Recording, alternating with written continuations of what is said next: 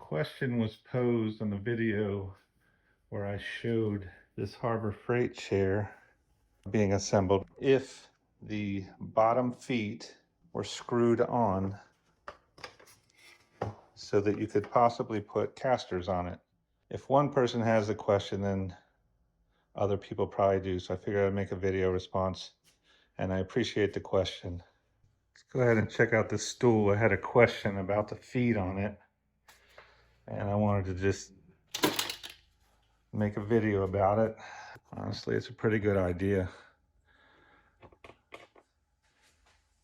Flip this over and check. So the question was, are the feet threaded on so that you can possibly put casters on this? And I think it's a pretty good idea. Now they are threaded to where you can level the feet. Let me just show you. So yes, they are threaded in. It looks about 1/4 inch bolt, maybe a little bigger.